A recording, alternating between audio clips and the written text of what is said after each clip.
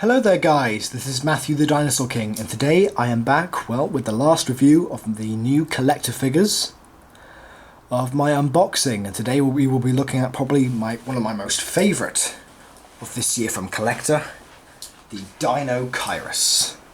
Now, Deinocheirus, which name means terrible hand, is a genus of giant ornithomimosaur that lived 71 to 69 million years ago in the late Cretaceous period of Mongolia.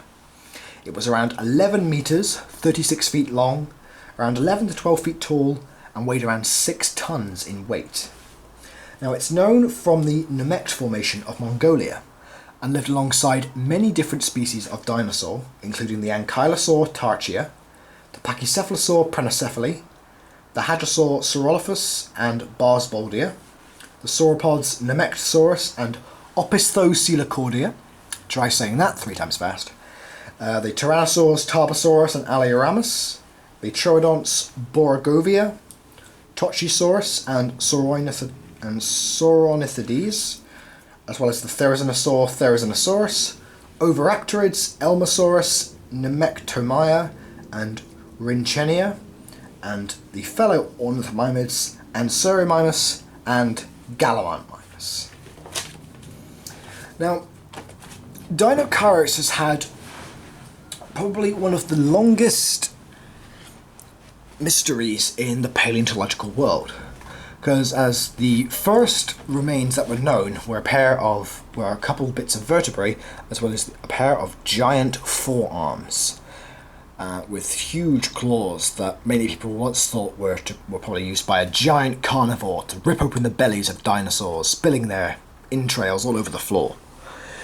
It wasn't until fairly recently that remains of 2 individuals were found. Well, they were actually stolen by fossil thieves and then recovered by a few paleontologists.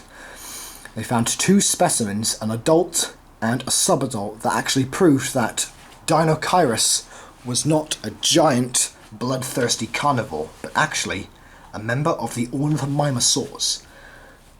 In fact, the largest ornithomimosaur and the oddest looking of the group.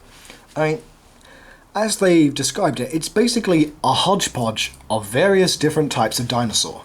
Like the long arms of like a therizinosaur, the beak and skull of a hadrosaur, the hump of a Spinosaurus, and the feathery plume of a bird. I mean, it's just the oddest looking dinosaur that I've ever seen, and that's saying something when there are plenty of odd species out there. But first off, let's take a look at this model. Let's first off take a look at the skull.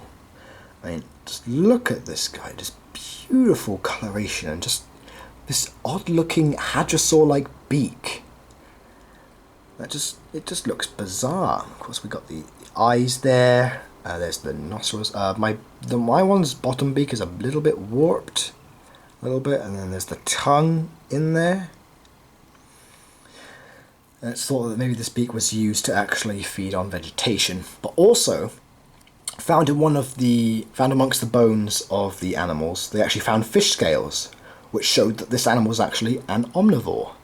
It may have actually used these giant claws to swipe fish from the rivers that it probably dwelled nearby. Going down, we have these wonderful colours of blue and red and black, with this nice little feathery plume going all the way down to this large hump on the back, which was probably used for either fat storage or for sexual display. Got more of the sculpted feathers that have gone down. We've got the blue feathers there on the arm with the large claws. You can see then there's the tail. And now it is known to have a pegastole, which is like a few fused vertebrae at the end of the tail, indicating a feathery fan, which might actually prove that Deinocheirus may be one of the largest feathered dinosaurs ever known, which is incredible to think about. And then underneath there is a cloaca. And there's the bird-like feet, as you can see. The base is kind of nice. I mean, it's like just a generic base, and you can see there's like a giant footprint there, maybe for like a Tarbosaurus. There's a few other smaller footprints in there, maybe some smaller ornithomimids or oviraptors or tyrannosaurs just going about. And yeah, it's just a really, really good model. And I mean, CollectA have already done a Deinocheirus in their 140 scale range, but this one is now based on the full scientific evidence that we have of this odd and incredible looking creature. And of course, it's not the first ornithomimosaur of this year. So we also have the Beishan Long, 140 scale, and the little Struthiomimus. And I think it's great that CollectA have introduced 3 ornithomimosaur models in the same year. I mean, ornithomimosaurs don't get really any love in a toy line. And I think it's great that we actually have 3 species all in one year from a great company like CollectA. Let me put this down there. So yeah, so I hope you like this review, guys, of the Deinocheirus. Just an absolutely fantastic figure. I mean, who'd have thought that after 50 years of when it was first discovered, that this creature now is one of the oddest creatures, one of the oddest dinosaurs ever to roam the earth, and is just an incredible animal just to look at, just to think. I mean, just imagine looking at this guy in the prehistoric world and just being in awe of just such an odd yet wonderful addition to the dinosaur family. So I hope you like this review, guys. Please like, comment, subscribe, all that good stuff.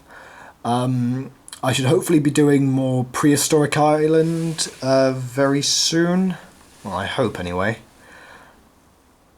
Episode 4 should be coming out soon. I just need time to film it, and then episode 5 and so on and so forth until season finale, which will probably be around like next year. But we've still got a lot of episodes to go of season 4. No, season 3, sorry. Jumbling up my words. So yeah, so please look out for that soon, and hopefully when the CollectA Andrewsarchus comes online, I will be sure to review it here on my channel. So I hope you all all take care. Have a great day. Bye.